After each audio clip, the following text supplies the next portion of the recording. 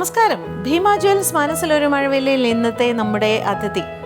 നമ്മളൊക്കെ ടെലിവിഷനിൽ കൂടെ ഒരുപാട് കേട്ടാസ്വദിച്ച ഒരു ശബ്ദത്തിൻ്റെ ഉടമ, നല്ലൊരു ഗായകൻ, സന്നിധാനത്തിനും ഭാര്യ ആശയും. നമസ്തേ ആശ. വർക്ക് ചെയ്യുന്നുണ്ട്? ഉണ്ടായിരുന്നു. ഇപ്പോൾ കുട്ടിയൊക്കെ ഉള്ളത് കൊണ്ട് വീട്ടിലാണ്. ആണോ? എത്ര നാളായി ഇപ്പോൾ ജോലിയിൽ നിന്ന് മാറിയിട്ട്? കല്യാണം കഴിഞ്ഞ ഉടനെ മാറിയതോ? ഇല്ലില്ല, കല്യാണം കഴിഞ്ഞ് ഞാൻ പോകുന്നുണ്ടായിരുന്നു. ഞാൻ ചേർത്തല SN കോളേജിലായിരുന്നു. അവിടെ ഒരു മെൻ്റൽ റിട്ടാർഡേഷൻ്റെ BEdകാർക്ക് ലെക്ചറായിരുന്നു. മെൻ്റൽ റിട്ടാർഡേഷനാണ് മെയിൻ സബ്ജക്റ്റ്. Special school. അതെ, സ്പെഷ്യൽ സ്കൂൾ. ഇപ്പോൾ കുട്ടിയൊക്കെ ആയതുകൊണ്ട് ഇപ്പോൾ ഒരു വർഷമേ ആയുള്ളൂ പോവാതായിട്ട്. ഇനിയിപ്പോൾ കുട്ടിയുടെ കാര്യങ്ങളൊക്കെ ആയിട്ട് പോവാന്ന് കരുതി. ആശയുടെ സ്വദേശം എവിടെയാണ്? ഞാൻ കോട്ടയം. പനച്ചിക്കാട് പറയും. പനച്ചിക്കാട്. ഓക്കെ. അമ്പലത്തിൻ്റെ ദക്ഷിണ മൂകാംബിക ക്ഷേത്രം. ആരൊക്കെ ഉണ്ട് വീട്ടിൽ? അച്ഛൻ, അമ്മ, ഞാൻ, പിന്നെ ഒറ്റ മോൾ. അതെ, ഞാൻ. അത് ശരി. അച്ഛൻ വർക്ക് ചെയ്യുന്നുണ്ട്? അച്ഛൻ റെയിൽവേയിലായിരുന്നു. ഇപ്പൊ റിട്ടയർഡായി. കഴിഞ്ഞ മാസം റിട്ടയർഡായി. അമ്മ ജോലിക്കുന്നു? ഇല്ല, അമ്മ വീട്ടിൽ തന്നെ. എങ്ങനെയുണ്ട് ഗായകന്റെ കൂടെയുള്ള ജീവിതം? സംഗീത മധുരമാണോ? കുഴപ്പമില്ല എന്നുള്ള സർട്ടിഫിക്കറ്റ് കിട്ടിയിട്ടുള്ളൂ കേട്ടോ. കുട്ടി ഉണ്ടാവുന്ന വരെ സംഗീത മധുരം രസമായിരുന്നു. ഇപ്പൊ ഒരു തരത്തിലൊന്ന് ഉറക്കുമ്പോ സംഗീതം പ്രശ്നമാണ്. ചാടി എണീക്കുവൻ. എന്താ എവിടെയാ, പിന്നെ ഞാൻ ഉറക്കണ്ടേ. സന്നിയുടെ വീട്ടിലാരൊക്കെ ഉണ്ട്? അച്ഛനും അമ്മയും ഞാനും ചേച്ചി. ശരി. ചേച്ചി കല്യാണം? അച്ഛൻ വർക്ക് ചെയ്യുന്നുണ്ടായിരുന്നു? അച്ഛൻ സാധാരണ കൂലിപ്പണി. അത്രേ ഉള്ളൂ. ശരിക്കുള്ള സ്ഥലം എവിടെയാ? ഗുരുവായൂർ കേച്ചേരി എന്ന് പറയും. കേച്ചേരിയിൽ തയ്യൂര് എന്ന് പറഞ്ഞ സ്ഥലത്താണ്. ഓ, കേച്ചേരിയാണ്. യൂസഫ് അലി സാറിന്റെ. എങ്ങനെയുണ്ട് സംഗീത ജീവിതം? കുഴപ്പമില്ലാന്നല്ല, മീൻസ് ഞാൻ ഹാപ്പിയാണ്. ഭയങ്കര ഹാപ്പി എന്ന് പറഞ്ഞു കഴിഞ്ഞാൽ ഞാൻ ആഗ്രഹിക്കുന്നതിനേക്കാൾ എന്താ പറയുക, എനിക്ക് കിട്ടി എന്ന് പറയാൻ പാടില്ല, എന്നാലും കിട്ടി, അങ്ങനെ വേണം പറയാൻ. കാരണം എനിക്ക് ലിപ്പിനൊക്കെ പ്രോബ്ലം ഉണ്ടായിരുന്നു, സംസാരത്തിനൊക്കെ ഭയങ്കര പ്രശ്നമാണോ?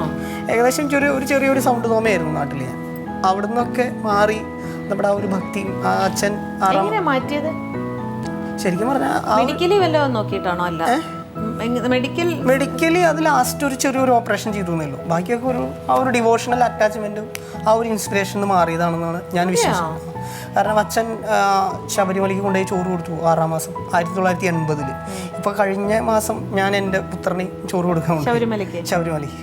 അപ്പം അവിടുന്ന് ഇങ്ങോട്ട് അന്ന് ഈ ചുണ്ടിന് പ്രോബ്ലം ഉണ്ടായിരുന്നു, 2 ചെറുനാവ് കുറുനാവ് ഉണ്ടായിരുന്നു. അപ്പോൾ ഏകദേശം സംസാരത്തിനൊക്കെ ഭയങ്കര പ്രശ്നമായിരുന്നു. പിന്നെ എല്ലാ വർഷവും മലയ്ക്കൊക്കെ പോകും. അച്ഛനും അമ്മയും ഭയങ്കര അയ്യപ്പടി ബോഡീസാണ്. അപ്പോൾ അങ്ങനെ മാറി പിന്നെ എല്ലാ വർഷവും പിന്നെ പ്രായമാവുന്നതിനനുസരിച്ചും ആ വിശ്വാസത്തിൻ്റെ തീവ്രത കൂടുന്നതിനനുസരിച്ച് നമ്മുടെ ജീവിതത്തിൽ പല മാറ്റങ്ങൾ വരുന്നു. പിന്നെ അങ്ങനെ ഒരു ചെറിയൊരു ഓപ്പറേഷൻ ലിപ്പിന്, അതായത് ഈ ലിപ്പ് മേൽച്ചുണ്ടുണ്ടായിരുന്നില്ല, പിന്നെ അത് മെല്ലെ കൂടി വന്നു. അപ്പോൾ ഓപ്പറേഷൻ ചെയ്യാൻ പോയപ്പോൾ അത് സർജറി ചെയ്യാൻ പോയപ്പോൾ ആ ഡോക്ടർ മുസ്തഫ എന്ന് പറയും, അദ്ദേഹം ഭയങ്കരമായിട്ട് അത്ഭുതപ്പെട്ടു. കാരണം സാധാരണ ഇങ്ങനെ ലിപ്പ് കൂടാറില്ല, ഇതെന്തോ അങ്ങനെ അത്ഭുതമായിട്ട് സംഭവിച്ചു. ഒരു വിശ്വാസം അതാണ്. ആ വിശ്വാസം ഭക്തിഗാനങ്ങളിലേക്ക് നമ്മുടെ ഒരു ഡിവോഷണൽ ഇത് വളർത്തി ശരിക്കും. അതുകൊണ്ട് ഞാൻ വളരെ ഹാപ്പിയാണ്. അച്ഛൻ അയ്യപ്പ ഭക്തനായതുകൊണ്ടാണോ സന്നിധാനന്ദൻ എന്ന് പേരിട്ടത്? അച്ഛൻ അതായിരിക്കാം. അച്ഛൻ അവിടെ കൊണ്ടുപോയിട്ട് ചോറ് കൊടുത്തപ്പോൾ നല്ല ഈശ്വര വിശ്വാസിയാണല്ലേ? കുഴപ്പമില്ലാത്ത രീതിയിൽ എല്ലാ കാര്യത്തിലും അമിതമായ വിശ്വാസമോ അന്ധവിശ്വാസമോ? അന്ധവിശ്വാസം എന്ന് പറഞ്ഞ സാധനം ഇല്ല. പക്ഷേ എൻ്റെ ഉള്ളിലെ ഒരു പോസിറ്റീവ് എനർജി വർദ്ധിപ്പിക്കാൻ എന്താണ് എന്ന് പറഞ്ഞാൽ അന്ധമായിട്ടൊരു കാര്യത്തിൽ അങ്ങനെ വിശ്വസിക്കുന്നില്ല. എല്ലാത്തിലും കുറച്ച് യുക്തിയും കൂടെ ഉണ്ട്. പിന്നെ നമ്മുടെ ഒരു ചില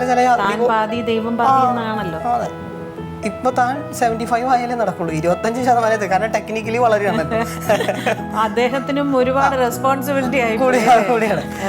അപ്പോ ഈ ശബരിമലയ്ക്ക് പോണ കാര്യം പറഞ്ഞ മാതിരി, അതായത് പണ്ട് ശബരിമലയ്ക്ക് പോകാൻ ഭയങ്കര ബുദ്ധിമുട്ടായിരുന്നു അച്ഛനൊക്കെ പോകുന്ന കാലം. അപ്പോൾ ശബരിമലയിൽ ചെന്നാൽ ബുദ്ധിമുട്ടില്ല. ഇന്നിപ്പോൾ ശബരിമലയ്ക്ക് പോകാൻ ബുദ്ധിമുട്ടില്ല, പക്ഷെ അവിടെ ചെന്നാലാണ് ബുദ്ധിമുട്ട്, മണിക്കൂറുകൾ. അപ്പോൾ ഏതെങ്കിലും ഒരു തരത്തിൽ ആ ഒരു ബുദ്ധിമുട്ടുകൾ നമ്മുടെ ജീവിതത്തിൽ അനുഭവിക്കുമ്പോഴാണ് അതിന് വേറൊരു രീതിയിലേക്ക് പോസിറ്റീവായിട്ട് നമ്മുടെ ജീവിതത്തിൽ പല കാര്യങ്ങളും വന്നു ചേരാം. ഈ ഒരു കാലം കൊണ്ട് മനസ്സിലാക്കി. കുട്ടിക്കാലത്ത് കോൺഫിഡൻസ് ഇല്ലായ്മ ഉണ്ടായിട്ടുണ്ടോ ഇങ്ങനെയുള്ള കുറവുകൾ കൊണ്ട്? ഇല്ല, കാരണം അത് നാട്ടുകാരൊക്കെ പല രീതിയിൽ നമ്മളെ പോസിറ്റീവായിട്ട് സപ്പോർട്ട് ചെയ്യും. പിന്നെ സ്കൂളിലെ അധ്യാപകന്മാർ, ഗുരുനാഥന്മാരാണ് എൻ്റെ ജീവിതത്തിൽ എന്തെങ്കിലും. അമ്മയും ഗുരുനാഥനുമാണ് എൻ്റെ ജീവിതത്തിലെ ഏറ്റവും വലിയ ടേണിംഗ് പോയിന്റ് ഉണ്ടാക്കി. കുട്ടികൾ കളിയാക്കിയിട്ടുണ്ടായിരുന്നു ധാരാളം. ഞാൻ ആ സിനിമ കണ്ടപ്പോൾ ഒരു വേള കുറേ കാര്യങ്ങളിലൊക്കെ ഞാൻ തന്നെയാണ് എന്ന് തോന്നിയിട്ടുണ്ട്. ഞാൻ തന്നെ കരഞ്ഞു പോയിട്ടുണ്ട്. കാരണം ചിലപ്പോഴൊക്കെ പീടികയിൽ പോകുമ്പോൾ ചില ആൾക്കാർ പാട്ട് പാടാൻ പറയും. അപ്പോൾ പീടികയിൽ സാധനം പാട്ട് പാടും. അപ്പോൾ തിരിച്ചു വരുമ്പോൾ ഞാൻ കരഞ്ഞിട്ടാണ് വരിക. കാരണം അമ്മോട് പറയാം, അമ്മ അവരെങ്ങനെ കളിയാക്കും, മൂക്കൊണ്ട് പാട്ട് പാടുന്നു എന്നൊക്കെ പറഞ്ഞാൽ അവരെന്നെ പാട്ട് പാടാൻ പറഞ്ഞാൽ പാടുകയും ചെയ്യും. ഞാൻ പാടും, പിന്നെ അതിനൊരു മടിയില്ല. അതുപോലെ സ്കൂളിൽ പിന്നെയാണ് എനിക്ക് മനസ്സിലായത്. കാരണം കളിയാക്കുന്നു പാടില്ല അങ്ങനെയൊന്നും വിചാരിക്കില്ല. അങ്ങനെയൊന്നുമില്ല. നമ്മൾ നമ്മുടെ ഡ്യൂട്ടി അങ്ങ് ചെയ്യുക. പറയുന്നവരങ്ങനെ പറയട്ടെ, അന്ന് എങ്ങനെയോ ഞാൻ പോലും അറിയാണ്ട് ഞാൻ ചെയ്തിരുന്നു. അതിപ്പോഴും ചെയ്തുകൊണ്ടിരിക്കുന്നു. പറയുന്നവരവിടെ ഇരുന്ന് അവർ പറയുന്നുണ്ട്, അവരവിടെ ഇരുന്ന് പറയണേ ഉള്ളൂ. നമ്മൾ നമ്മുടെ കാര്യങ്ങൾ നോക്കുന്നുണ്ട്. അതാണ് ഒരാളുടെ കോൺഫിഡൻസ് നമുക്ക് ലൈഫിൽ ഒരുപാട് മാറ്റങ്ങൾ വരുത്തും അല്ലേ? ശരി.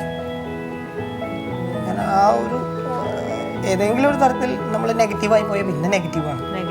ഞാൻ നെഗറ്റീവിലൂടെ ആയിരിക്കും നമ്മുടെ യാത്ര. അപ്പോൾ എന്തെങ്കിലും ഒരു നെഗറ്റീവ് ഉണ്ടെങ്കിൽ പോസിറ്റീവായിട്ട് എന്തെങ്കിലും കാര്യങ്ങൾ ചെയ്യുമ്പോൾ ഒരു യാത്ര, മാഡം പറഞ്ഞ പോലെ പാട്ട് കേട്ട് അല്ലെങ്കിൽ കാറോടി കൂടുതൽ ടെൻഷൻ വരുമ്പോൾ കാർ ഓടിച്ച് പോകുമ്പോൾ ആ ടെൻഷൻ ഇല്ലാണ്ടാവുന്നു എന്നൊക്കെ പറയുമ്പോൾ ഞാനും ഓർക്കാറുണ്ട്. ഞാൻ ഇടയ്ക്കൊക്കെ ചെയ്യാറുണ്ട്. കാരണം പാട്ട് കേട്ട് രാത്രിയാണ് പാട്ട് കേട്ട് യാത്ര ചെയ്യാൻ, വണ്ടി ഓടിക്കാൻ. ഞാൻ കാർ ഓടിക്കാന്ന് പറഞ്ഞാൽ ചിലപ്പോൾ ഡംബ് പറയാമെന്ന് വിളിക്കും. പക്ഷേ ഞാൻ കുറച്ചിടെയായിട്ടുള്ളൂ അത് പഠിക്കാൻ തുടങ്ങി. പുള്ളിക്കാരത്തിൻ്റെ പഠിപ്പിച്ചത്. അപ്പം ഡ്രൈവ് ചെയ്യോ? പക്ഷെ ഇപ്പം മടിയായി, കാരണം ഇപ്പം ഞാൻ ചെയ്യുമല്ലോ. അപ്പം അതുകൊണ്ട് അതൊരു നല്ലൊരു കാര്യമാണ്. പക്ഷേ നന്നായിട്ട് ഹാർഡ് വർക്ക് ചെയ്യുന്ന കൂട്ടത്തിലാണ്. നന്നായിട്ട് ആണോ? കാരണം നല്ല കോൺഫിഡൻസ് ഉള്ള ആളാ? കോൺഫിഡൻസ് ഉണ്ട്. പക്ഷെ ഒരാൾ മൂട്ടുന്നു അത്രയേ ഉള്ളൂ. ആരെങ്കിലും കളിയാക്കിയാൽ അവിടെ തീർന്നു. പിന്നെ പറഞ്ഞു എന്നാ പിന്നെ നമ്മളൊക്കെ അല്ലേ ഒന്നുമില്ല. അപ്പോൾ പക്ഷെ വന്ന് ചേട്ടൻ്റെ കഥകളൊക്കെ കേട്ട് കഴിഞ്ഞപ്പോൾ ഇപ്പോൾ എനിക്ക് കുറച്ച് ആത്മവിശ്വാസമൊക്കെ ആയി. ആശയ്ക്ക് പ്രപ്പോസൽ വന്നതല്ലേ ഇത്? നിങ്ങൾ ഇഷ്ടപ്പെട്ട കല്യാണോ? അല്ല, എന്നാ ആശയ്ക്ക് ഒരു ചെറിയ സംശയം. അതല്ല, രണ്ടുമാണ്. അതോ ഞാനിങ്ങനെ മാരേജും ആണോ? അറേഞ്ച്ഡ്. കാരണം എന്താണെന്ന് വെച്ചാൽ ഇങ്ങനെ പുള്ളിക്കാരത്തി ആ പ്രോഗ്രാം നടക്കുന്ന സമയത്ത് എന്നെ 1-2 തവണ വിളിച്ചിട്ടുണ്ട്. യാദൃശ്യം വിളിക്കാൻ പിന്നെ ആ വിളി ഇല്ലാതാവുകയും നെടുങ്കുന്നം എന്ന് പറഞ്ഞൊരു കോളേജിൽ, ഞാൻ ഒരു മെൻ്റലി റിട്ടയർഡായ കുട്ടികളുടെ ഒരു കോളേജാണത്. അപ്പോൾ അവിടെ പ്രോഗ്രാം ചെയ്യുന്നപ്പോഴാണ് ഇങ്ങനെ ഞാൻ വിളിക്കാറുണ്ടായിരുന്നു അറിയുമോ. അപ്പോൾ ആ ഒരു പ്രൊഫഷനും ആ ഒരു ഇതും കണ്ടപ്പോൾ ഒന്ന് കൂടെ കൂട്ടിയാലോ എന്ന് തോന്നി. അതങ്ങോട്ട് ബലപ്പെട്ടു. അത് പിന്നെ അവരുടെ അച്ഛനും അമ്മയും ഞാൻ ഒരു കാര്യം പറഞ്ഞു, അതായത് ഇഷ്ടമോ ഇഷ്ടക്കേടോ നാളെ പോയി ഹരിശ്ചന്ദ്രൻ്റെ കഥ പറഞ്ഞാൽ ചെയ്യും. അപ്പോൾ നാളെ എന്താവും പറയാൻ പറ്റില്ല. അതുകൊണ്ട് ഇത്ര കാലം വളർത്തിയ അച്ഛനും അമ്മയും എന്നെ വേദനിപ്പിച്ചുകൊണ്ട് ഒരു കാര്യം 100% അവരുടെ സപ്പോർട്ട് ഉണ്ടെങ്കിൽ ഒരുമിച്ച് ജീവിക്കാം. പിന്നെ എൻ്റെ നാട്ടുകാരെല്ലാവരും അറിഞ്ഞൊരു കല്യാണമായിരുന്നു. ഒരു അത്യാവശ്യം നാട്ടിൽ ഒരു നല്ല രീതിയിലാണ്. വീട്ടുകാരൊക്കെ അപ്പം സപ്പോർട്ടീവ് ആയിരുന്നു? അതെ. ആർക്കും പ്രശ്നമൊന്നും? എൻ്റെ അച്ഛനാണ് ഇവരുടെ അച്ഛനോട് അച്ഛനാണ് എൻ്റെ അച്ഛനോട് ചോദിച്ചത്. അപ്പോൾ പിന്നെ അച്ഛൻ്റെ ആ ചോദ്യം കേട്ടാൽ ആരും സമ്മതിച്ചു പോകും. അതുപോലെ അച്ഛൻ ചോദിച്ചത്. അത് അത്ര സ്നേഹം, ഇന്നും അത് തന്നെ ആ ഒരു സ്നേഹത്തോടെയാണ് ചോദിച്ചതും. അപ്പോൾ അതുകൊണ്ട് തന്നെ അതിൽ വലിയ എതിർപ്പോ കാര്യങ്ങളോ അങ്ങനെയൊന്നും ഉണ്ടായിരുന്നില്ല. പിന്നെ ഞങ്ങൾക്ക് ദൂരത്തിൻ്റെ ഒരു പ്രശ്നം ഉള്ളതുകൊണ്ട് നാട്ടിൽ നിന്ന് എല്ലാവരും ഇവിടെ തയ്യൂര് വന്നിട്ട്, അതായത് ചേട്ടൻ്റെ വീട്ടിൻ്റെ അടുത്തുള്ള അമ്പലത്തിൽ വന്നിട്ടായിരുന്നു കല്യാണം. അപ്പം ചേട്ടൻ്റെ അമ്മ വർഷങ്ങളായിട്ട് ആ അമ്പലത്തിലെ ജോലികളൊക്കെ ചെയ്ത് അമ്പലത്തിലെ ആളാണ്. അപ്പോൾ അമ്മയുടെ സന്തോഷപ്രകാരം ചേട്ടൻ്റെ കല്യാണം അവിടെ വെച്ച് തന്നെ അങ്ങ് നടത്താം എന്ന് തീരുമാനിച്ചിട്ട് ഞങ്ങൾ ഇങ്ങോട്ട് വന്നിട്ട് നാട്ടിൽ വെച്ച് തന്നെയായിരുന്നു, ചേട്ടൻ്റെ നാട്ടിൽ വെച്ചായിരുന്നു ഞങ്ങളുടെ കല്യാണം നടന്നത്. എല്ലാവരും അവിടെ നിന്ന് വന്നു. എത്രയോ പേര് റിയാലിറ്റി ഷോസിൽ പാടുന്നില്ലേ? എന്താ സന്നിധാനത്തിന് മാത്രം വിളിക്കണം എന്ന് തോന്നിയത്? അതിപ്പോൾ ചേട്ടൻ പറഞ്ഞ പോലെ ആദ്യത്തെ ചേട്ടൻ കുറച്ച് ബുദ്ധിമുട്ടുള്ള കാര്യങ്ങൾ പറഞ്ഞല്ലോ. അതുപോലെ കേട്ടപ്പോഴോ? അതുകൊണ്ടല്ല, ഞാനിപ്പോൾ ആ പ്രൊഫഷനിൽ നിൽക്കുന്ന ആളാണ്. അതുകൊണ്ട് തന്നെ ഞാൻ അങ്ങനെയുള്ള കുട്ടികളുടെ ബുദ്ധിമുട്ടുകൾ നന്നായിട്ട് അറിയുന്ന ആളുമാണ്. അപ്പോൾ അതുകൊണ്ട് നമുക്കെന്തോ മാനസികമായിട്ടൊരു ഇഷ്ടം അത്. പിന്നെ മെയിനായിട്ട് അന്ന് ഞങ്ങളുടെ കോളേജിലേക്ക് പാടാൻ വിളിച്ചതിൻ്റെ കാരണവും ഇത് തന്നെയാണ്. കാര്യം ഞങ്ങളുടെ എല്ലാവരും കുറവുകളെന്ന് പറയുന്ന കുട്ടികളാണ് ഞങ്ങളുടെ കുട്ടികൾ. അപ്പോൾ സ്വന്തമായിട്ടൊരു കുറവെന്ന് ഒരാൾ പറയുമ്പോൾ കുട്ടികൾക്ക് വേഗം അക്സെപ്റ്റ് ചെയ്യാൻ പറ്റും. ഇപ്പം ഞാൻ പഠിപ്പിക്കുന്ന കുട്ടികളാണെങ്കിലും ഞങ്ങളുടെ കുട്ടികളിൽ തന്നെ ഐഡിയ സ്റ്റാർസിൽ ഇത്രയും ആൾക്കാർ വന്നെങ്കിൽ പോലും ഒരിക്കലും സന്നിധാനത്തിനെ ഐഡൻറ്റിഫൈ ചെയ്യുന്ന പോലെ മറ്റുള്ളവരെ ഐഡൻറ്റിഫൈ ചെയ്യുന്നില്ല അവർ. അതെന്താ കാരണം എന്ന് എനിക്കറിയില്ല. ചേട്ടനോട് ഭയങ്കര അറ്റാച്ച്മെൻ്റാണ് കുട്ടികൾക്ക്. അപ്പോൾ അത് വെച്ചിട്ടാണ് ഞങ്ങൾ അന്ന് പരിപാടിക്ക് വിളിച്ചത്. അതുപോലെ തന്നെ ഇപ്പോഴും അതെ, എവിടെയെങ്കിലും ഞങ്ങളുടെ ഫീൽഡിലുള്ള കുട്ടികളുണ്ടെങ്കിൽ എന്നെ വിളിക്കുന്നത് സന്നിമാമൻ്റെ ചേച്ചിയല്ലേ എന്ന് പറഞ്ഞ് ഇങ്ങോട്ട് വിളിക്കും. ഭയങ്കര ഇഷ്ടമാണ് കുട്ടികൾ. അങ്ങനെയുള്ള കുട്ടികളുടെ കൂടെ ശീലിച്ചിട്ട് നല്ല ക്ഷമയുണ്ടോ? ഞാനാണ് പറയേണ്ടത്. ക്ഷമയുണ്ടോ? അത്യാവശ്യം ദേഷ്യപ്പെടുവോ? കുറവാണ്, പക്ഷെ ഞാൻ പിന്നെയും ദേഷ്യപ്പെടുമായിരിക്കും. ആ, സന്നിധാനന്ദൻ ദേഷ്യപ്പെടും എന്നുള്ളത് എല്ലാവർക്കും അറിയാം. ഞാൻ കേട്ടിട്ടുണ്ട്. സാമാന്യം നല്ല ദേഷ്യപ്പെടുന്ന ആളാണ്. ഓ, അങ്ങനെയൊന്നുമില്ല. എന്നാലും ഞാൻ അങ്ങനെ ദേഷ്യപ്പെടുന്നില്ല. പക്ഷെ നമുക്ക് സൗഹൃദം ഇഷ്ടമുള്ളവരുടെ അടുത്ത് ദേഷ്യപ്പെടും. അല്ലാതെ സൗഹൃദം ഇഷ്ടമുള്ളവരടുത്ത് ദേഷ്യപ്പെടുവോ? നമ്മളൊക്കെ അതില്ലാത്തവരടുത്ത് ദേഷ്യപ്പെടും. നമ്മള് സൗഹൃദം ഇഷ്ടമുള്ളവരുടെ നേരെ തിരിച്ചാണ് സംഭവിക്കേണ്ടത് കേട്ടോ. ശരി, ഞാൻ ശരിയാക്കാം. ഇനി അത് തിരിച്ചിടും. ഇഷ്ടമില്ലാത്തവരോട് ദേഷ്യപ്പെടും, ഇഷ്ടമുള്ളവരോട് ദേഷ്യപ്പെടും. അതിന് നേരം കാണും. ഓ, അത്ര ആൾക്കാരുണ്ടല്ലേ. ശരിക്കും എത്ര വയസ്സിൽ പാടി തുടങ്ങി? ശരിക്കും എൻ്റെ ഓർമ്മ എന്നതിനേക്കാളും പറഞ്ഞാൽ ഒരു 3ാം ക്ലാസ് മുതലൊക്കെ പാടിയത് ഓർമ്മയുണ്ട്. എൻ്റെ അമ്പലത്തിൽ ഞങ്ങളുടെ ഒരു അമ്പലമുണ്ട് കാവിൽ, ലോകരത്തികാവ് ഭഗവതി. അവിടെ ചെറുപ്പം മുതലേ ഭജനയ്ക്ക് മണ്ഡലം 41 മുഴുവൻ അവിടെ ഭജനയാണ്. ഭജനയിൽ അങ്ങോട്ട് ഡിവോഷണലി ഒരു യാത്ര മണ്ഡലകാലം അന്നോട്ട് പാടും, അത് ഉറപ്പാണ്. അന്നേ ഇങ്ങനെ രക്ഷയില്ല. അപ്പോൾ അത് മൈക്കൊന്നും വേണ്ട. മൈക്കിൽ എൻ്റെ ശബ്ദം കേൾക്കുമ്പോൾ എനിക്ക് ടെൻഷനായിരുന്നു. അതാ സത്യം പറഞ്ഞു. അപ്പോൾ അത് കഴിഞ്ഞ് പിന്നെ 3ാം ക്ലാസ്സിലാണ് ഏറ്റവും ആദ്യമായിട്ട് പാടിയത്. അന്ന് എനിക്ക് 1ാം സമ്മാനം കിട്ടി. 2ാമത്തെ വർഷം 4ാം ക്ലാസ്സിൽ പഠിക്കുമ്പോഴും 1ാം സമ്മാനം കിട്ടി. 3ാമത്തെ വർഷം അപ്പോഴൊക്കെ ഈ കുറവുകളുണ്ട്. അന്ന് ഭയങ്കര ഭീകരമാണ്, ഇന്നത്തെ പോലെ. ഇന്ന് പിന്നെയും കുറച്ച് ഗ്ലാമറാണ്. അല്ല, ഇപ്പൊ സനിയുടെ വോയിസ് വളരെ നല്ല വോയിസാണ്, നല്ല രസമായിട്ടല്ലേ പാടുന്നത്. പക്ഷെ എന്നാലും അപ്പോൾ പിന്നെ എനിക്ക് മനസ്സിലായി, എന്നെ പ്രോത്സാഹിപ്പിക്കുകയായിരുന്നു എൻ്റെ ടീച്ചേഴ്സ് എന്ന് എനിക്ക് പിന്നെ മനസ്സിലായി. അത് ഒരു 10ാം ക്ലാസ്സൊക്കെ ആയപ്പോഴാണ് ശരിക്കും മനസ്സിലായത്. അപ്പോൾ ആ സമയത്ത് ജീവിതത്തിൽ നേരത്തെ പറഞ്ഞതുപോലെ തന്നെ നമുക്ക് എപ്പോഴും ഒരാൾ ഒരു എന്താ പറയുക, ഒന്നിൻ്റെ കൂടെ തള്ളാൻ ഒരാളും കൂടി ഉണ്ടെങ്കിൽ എത്ര കോൺഫിഡൻസ് ഇല്ലാത്ത ആൾക്കും ആ പോസിറ്റീവ് മൈൻഡിലേക്ക് ഉദ്ദേശിക്കുന്ന ആ ഒരു പ്ലാറ്റ്ഫോം എന്താണോ അവിടേക്ക് എത്താൻ പറ്റും. അതാണ് ഞാൻ മനസ്സിലാക്കിയ ചെറിയൊരു കാര്യം. അച്ഛനും അമ്മയും ആരെങ്കിലും പാടുമോ? അമ്മ അസലായി പാടും. അതെയോ? ശരിക്കും അമ്മയാണ് മ്യൂസിക്. സിസ്റ്റർ പാടും, ചേച്ചി പാടും. എന്നെക്കാളൊക്കെ മധുരമായിട്ട് ചേച്ചിയാണ് പാടുക. ചേച്ചിയാണ് ക്ലാസിക്കലി പഠിക്കാൻ പോയത്. ഓക്കെ. അപ്പൊ വീട്ടിൽ നിന്ന് ഇങ്ങനെ പാടാനായിട്ട് ശരിക്കും എല്ലാവരും പ്രോത്സാഹിപ്പിച്ചു. പക്ഷേ കൂടുതലും ഈ സ്കൂൾ പിന്നെ രവിവർമ്മ എന്ന് പറഞ്ഞ ഗുരുനാഥൻ, അദ്ദേഹം ഒക്കെയാണ് അമ്മയും ഗുരുനാഥന്മാരും. പിന്നെ സ്കൂളിൽ ഒരു സിസിലി ടീച്ചറുണ്ടായിരുന്നു. അവരൊക്കെയാണ് നമ്മുടെ ജീവിതം. പാട്ട് എന്നൊരു പക്ഷേ പാട്ടൊരു പ്രൊഫഷനാക്കണമെന്നും അതൊരു മേഖലയാക്കണമെന്നും എൻ്റെ ഗുരുനാഥനെ കണ്ടതിന് ശേഷമാണ് എനിക്ക് തീരുമാനിച്ചത്. അപ്പോൾ ഒരിക്കലും ക്ലാസിക്കലി ആ സമയത്തൊന്നും എനിക്ക് പഠിക്കാനോ ഒന്നിനും ഒരു വഴി. കാരണം നമുക്ക് ചില കാര്യങ്ങളിലൊക്കെ പാരമ്പര്യം ഉണ്ടായിരുന്നെങ്കിൽ എന്ന് തോന്നിയിട്ടുള്ള കാര്യങ്ങളാണ് അതൊക്കെ.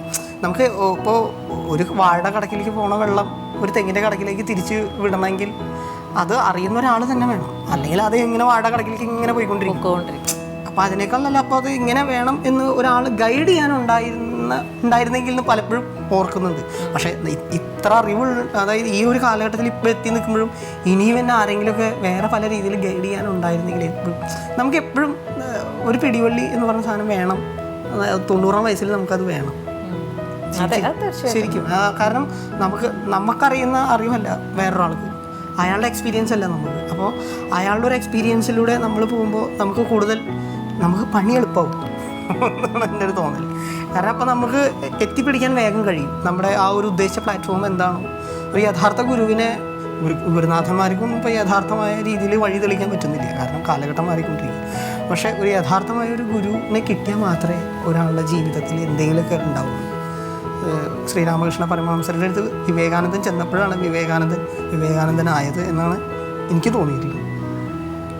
ലോകത്തിന് ഏറ്റവും വലിയ ഉത്തമമായ മാതൃക എന്ന് പറഞ്ഞു കഴിഞ്ഞാൽ ഗുരുശിഷ്യ ബന്ധത്തിൻ്റെ ഉത്തമമായ മാതൃക ഇവർ രണ്ടുപേരാണ്. സത്യമാണ്. കാരണം എന്നേക്കാൾ കൂടുതൽ ശ്രീരാമകൃഷ്ണ ആശ്രമത്തിൽ പഠിച്ച ആൾ പുള്ളിക്കാരത്തിയാണ്. ഒരു സംഭവമാണ്. അപ്പം അങ്ങനെ അപ്പോൾ എന്നിട്ട് എപ്പോഴെങ്കിലും ക്ലാസിക്കലായിട്ട് പഠിച്ചോ? ഞാൻ പിന്നെ ഞാനൊരു +2 ഡിഗ്രി പ്രീ ഡിഗ്രി കഴിഞ്ഞിട്ടാണ് മാക്സിമം ഒരു ഓപ്പറേഷൻ കഴിഞ്ഞത് 21ാമത്തെ വയസ്സിലാണ്. ചെറിയൊരു ഓപ്പറേഷൻ, ലിപ്പ് കൂട്ടി തുന്നലുണ്ടായിരുന്നു. അതിന് ശേഷമാണ് ശബ്ദം കൊള്ളാട്ടോ എന്ന് തോന്നിയത്. 100% കോൺഫിഡൻസിലേക്ക് വന്നത് അപ്പോഴാണ്. പിന്നെ അവിടുന്ന് ക്ലാസിക്കൽ പഠിക്കാൻ തുടങ്ങി. ഇപ്പോൾ പഠിച്ചുകൊണ്ടിരിക്കുന്നു. തൃശ്ശൂർ വൈത്തി ഭാഗവതരുടെ അടുത്ത് പഠിച്ചുകൊണ്ടിരിക്കുന്നു. ഒരു സന്നിധാനന്ദൻ എന്ന് പറയുന്ന ഒരു വ്യക്തിയെ ലോകം പരിചയപ്പെടുന്നത് റിയാലിറ്റി ഷോയിലൂടെയാണ് അല്ലേ?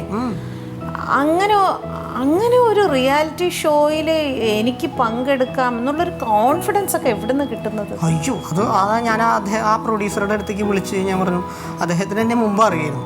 ഞാൻ മുമ്പ് ഒരു പ്രോഗ്രാമിൽ പാടുന്ന ആൾ കണ്ടു. അപ്പം ഞാൻ പറഞ്ഞു, അന്ന് 2007. അപ്പം ഞാൻ പറഞ്ഞു, സാറേ ഇങ്ങനെ ഒരു പരിപാടി വരുന്നുണ്ടല്ലേ ടി വിയിൽ, നീ അയക്കേ എന്ന് പറഞ്ഞു. ഞാൻ പറഞ്ഞു, അയ്യോ അതൊന്നും പറ്റില്ല, ഭയങ്കര ഗ്ലാമറുള്ള ആൾക്കാർക്കൊക്കെ, തൃശ്ശൂരായതുകൊണ്ട് ഭയങ്കര ഗ്ലാമറുള്ള ആൾക്കാരൊക്കെ അല്ലേ പറ്റുള്ളൂ, നമ്മളൊന്നും ഏരിയയിലേക്ക് വരുന്നില്ല ലിസ്റ്റ്. നീ അയച്ചോക്കടാ. അങ്ങനെയാണ് ഞാനത് അയച്ചത്. പിന്നെ എന്തോ യാദൃശ്യ, പിന്നെ ഒരു പുതിയൊരു ലോകം. ഞാനിവിടെ ഇരിക്കാം. മേഡത്തിനെയൊക്കെ ശോഭന എന്ന് പറഞ്ഞ നടിയെ ഞാൻ ഇഷ്ടപ്പെട്ടിട്ടുണ്ടെങ്കിൽ അതിൻ്റെ ഒരു മെയിൻ കാരണം മേഡം തന്നെയാണ്. അപ്പം അങ്ങനെ പല കാര്യങ്ങളും ആ ഒരു എന്താ പറയുക, പെട്ടെന്നൊരു പുതിയ ലോകം എനിക്ക് വരുമായിരുന്നു. പിന്നെ അവിടെ നിന്ന് എൻ്റെ മ്യൂസിക്കലി ഞാൻ കൂടുതൽ ഡെവലപ്പ്ഡാവാൻ ആഗ്രഹിച്ചു. അത് നടക്കുന്നു, അതിപ്പോഴും നടന്നുകൊണ്ടിരിക്കും. അത് മാത്രമേ ഞാൻ ആഗ്രഹിച്ചിട്ടുള്ളൂ ജീവിതം. ബാക്കിയെല്ലാം വന്നു ചേരുന്നത്. അവിടെ നിന്ന് എന്തൊക്കെ പഠിച്ചു? ഒരു റിയാലിറ്റി ഷോയിൽ പങ്കെടുത്തപ്പോൾ എന്തെല്ലാം പഠിക്കാൻ? എന്തൊക്കെ വേണമെങ്കിൽ പഠിക്കാൻ നമുക്ക്, നല്ലതും ചീത്ത എന്ത് വേണമെങ്കിൽ പഠിക്കാം. കാരണം എല്ലാം നമ്മുടെ കയ്യിലാണല്ലോ. എങ്ങനെ ഫൈറ്റ് ചെയ്യാം എന്നൊക്കെ പഠിച്ചു. ഫൈറ്റ് ചെയ്യാം അങ്ങനെ ലൈഫിൽ നമ്മൾക്ക് പലരോടും സൈലന്റ് ആയിട്ട് ഫൈറ്റ് ചെയ്യേണ്ട അവസരങ്ങളുണ്ടാവും, വാക്കുകൊണ്ട് ഫൈറ്റ് ചെയ്യേണ്ട അവസരങ്ങളുണ്ടാവും. ഇപ്പം നമ്മൾ പാടാൻ നിൽക്കുമ്പോഴൊക്കെ ഇത് നിനക്ക് ഈ ഡ്രസ്സ് കിട്ടിയത് വേറെ ഒന്നും കിട്ടിയില്ലേ എന്ന് പറയുമ്പോൾ അപ്പം ഞാൻ പിന്നെ നമ്മൾ അത് കോൺഷ്യസ് ആയി അതെന്തെങ്കിലും പറയട്ടെ, ഞാൻ പാട്ട് പാടി, ഞാൻ എൻ്റെ പണി. എനിക്കിപ്പോൾ എന്തായാലും ഒന്നാമത് എത്തണമെന്ന് ഒരു ആഗ്രഹമില്ല. ഉള്ളിലൊരു മ്യൂസിക് ഉണ്ട്, അതിപ്പോൾ എന്തെങ്കിലും എവിടെയെങ്കിലുമൊക്കെ എത്തി ഭഗവാനെ. അത്ര ആ ഒരു രീതി മാത്രം. ഒന്നാമത് എത്തുക എന്നതിനേക്കാൾ അപ്പുറത്ത് ഒപ്പം ഓടാൻ കഴിയുക എന്നതാണ്. അതിൽ പാർട്ടിസിപ്പൻ്റ് ആവും. അതാണ് യെസ്. എപ്പോഴും അതായത് ഒരു പാർട്ടിസിപ്പേഷൻ ഉള്ള ഒരാൾക്ക് ഒരിക്കലും നല്ല ആസ്വാദകനാവാൻ പറ്റില്ല. ചെണ്ട കേമായിട്ട് കൊട്ടാം, പക്ഷേ തായ്മക ആസ്വദിക്കണമെങ്കിൽ യഥാർത്ഥമായ ഒരു ആസ്വാദനം. പാട്ട് പാടാൻ പറ്റും, പക്ഷെ ആ പാടുന്ന ആൾക്ക് അതെങ്ങനെ ആസ്വദിക്കാൻ പറ്റുന്നുണ്ട്, നമ്മൾ ആസ്വദിച്ചതിന് ശേഷമേ മറ്റൊരാൾക്ക് അത് കിട്ടുന്നുള്ളൂ. ഞാനിപ്പോൾ പ്രാണസഖി പാടുന്നുണ്ടെങ്കിൽ എനിക്കൊരു ഇടിഞ്ഞു പൊളിഞ്ഞൊരു പ്രേമം വേണം, എന്നെ വിട്ടുപോയി, അങ്ങനെയൊന്നുമില്ല. പക്ഷേ ആ ഒരു ഫീൽ എന്താണെന്ന് മനസ്സിലാക്കാൻ നല്ല ലിറിക്സ് മതി. അപ്പം അത് ഫീൽ ചെയ്ത് നമുക്ക് പാടാൻ പറ്റുന്നുണ്ടെങ്കിൽ അത് മതി. എനിക്ക് അത്ര വേണ്ടു. എല്ലാവരും ഓടുന്നുണ്ട്, ഞാനും ഓടും, പക്ഷെ ഞാൻ ഒട്ടും പിന്നിലാവരുതെന്ന് മാത്രമേ എനിക്ക് ആഗ്രഹമുള്ളൂ. അങ്ങനെ നല്ലോണം അവിടെ പലതും അനുഭവിച്ചു. പിന്നെ ആഗ്രഹിക്കുന്ന രീതിയിലുള്ള ആൾക്കാരെ കാണാൻ പറ്റും. ഞാൻ സ്വപ്നത്തിൽ പോലും കാണാൻ പറ്റാത്ത ആൾക്കാരിലേക്ക് കാണാൻ പറ്റും. ഇപ്പോൾ ഒരു വീട്ടിൽ മേഡം യാദൃശ്ചിക ചെല്ലുകയും പിന്നെ അവിടെ താമസിക്കുകയും ചെയ്തു. അതിനുശേഷം ഭയങ്കര വലിയൊരു രാശിയുള്ള വീടാണെന്ന് പറഞ്ഞു. അപ്പോൾ അങ്ങനെ ആ ഒരാളുടെ വീട്ടിൽ ആ ഒരു വ്യക്തിനെയും എനിക്ക് കാണാൻ സാധിച്ചു. അവൻ ശിവശക്തിയുക്തോ യദി ഭവതി ശക്തപ്രഭവിതും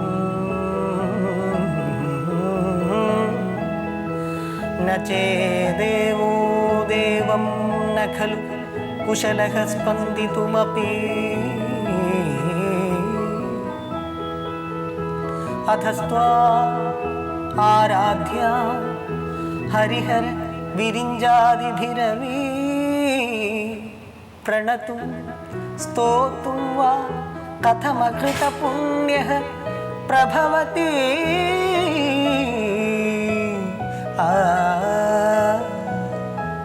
ജനനീ ജനനീ അഹം നീ ജഗത്കാരണിനി പരിപൂരണിനി ജഗത്കാരണിനി പരിപൂരണിനി ജനനീ ജനനീ ജനനീ ജനനീ. മേഡം രാജസാറിൻ്റെ വീട്ടിൽ ഇരുന്നു അവിടെ താമസിച്ചിട്ടുണ്ടെന്നൊക്കെ പറഞ്ഞ് അതൊക്കെ വായിക്കുമ്പോൾ ഒരു വേള അദ്ദേഹത്തിൻ്റെ മുമ്പിൽ ചെന്ന് നിൽക്കാൻ പറ്റിയ ആ ഒരു നിമിഷം ഞാനിപ്പോഴും അത് ഈ ഒരു ഷോയിലൊക്കെ വന്നതുകൊണ്ട് മാത്രം. അല്ലെങ്കിൽ എന്താ പറയുക, യഥാർത്ഥമായി മ്യൂസിക് ആസ്വദിക്കാൻ പോലും പറ്റില്ല. എൻ്റെ ജീവിതത്തിൽ ഞാൻ അദ്ദേഹത്തെ കണ്ടത് മൂകാംബിക പോയി തൊഴുത് വരുന്ന വഴിക്ക് ഞാൻ മൂകാംബികയിൽ തൊഴാൻ നിൽക്കുമ്പോൾ ഈ രാജസാർ ഇവിടുത്തെ ഭയങ്കര ഡിവോട്ടിയാണ് ഭഗവാനെ എന്നാണ്. കാരണം പുള്ളിക്കാരൻ്റെ പാട്ടുകൾ കേൾക്കാൻ ഭയങ്കരമായിട്ട് പാടി. ഞാൻ ഭയങ്കര ഒരു ആസ്വാദകൻ, ഭയങ്കര ആരാധകനാണ് അദ്ദേഹത്തിൻ്റെ പാട്ടുകളിൽ ലിറിക്സിൻ്റെ. അദ്ദേഹത്തിൻ്റെ ഒരു ലിറിക്സ് അത് ഞാനൊരു അമ്പലത്തിലിരുന്ന് പാടി. എനക്കൊരു അന്നൈ വളർത്തതല്ലേ അവൾ പെയർ മൂകാമ്പ നാനവൾ പിള്ളை തുയരനക്കില്ലേ കാപ്പാൾ ജഗദാമ്പ எனக்கொரு அன்னை വളർത്തതല്ലേ അവൾ പെയർ മൂകാമ്പ. ഇതൊക്കെ അവിടെ ഇരുന്ന് പാടി തിരിച്ചു വരുമ്പോൾ എനിക്ക് ഫോൺ എൻ്റെ ഒരു സിനിമയുടെ പൂജയ്ക്ക് ഇളയരാജ വരുന്നുണ്ട്. നീയെ പണ്ടെപ്പോഴും എന്നോട് പറഞ്ഞു കൊടുക്കണം, അദ്ദേഹത്തെ ഒന്ന് കാണണം. അങ്ങനെ അദ്ദേഹം പറഞ്ഞ ദിവസം ഞാൻ അവിടെ ചെല്ലുകയും എറണാകുളത്ത് അവിടെ അദ്ദേഹത്തെ വെച്ച് കാണുകയും ഒരു 2-3 മിനിറ്റ് അദ്ദേഹം എന്നോട് നോക്കി എന്തൊക്കെയോ പറയുകയും ചെയ്തു. എനിക്കത് ഇപ്പോഴും അറിയില്ല എന്താ സംഭവിച്ചത്. അങ്ങനെ ആ കാക്കിലൊന്ന് തൊട്ട് നിന്നു.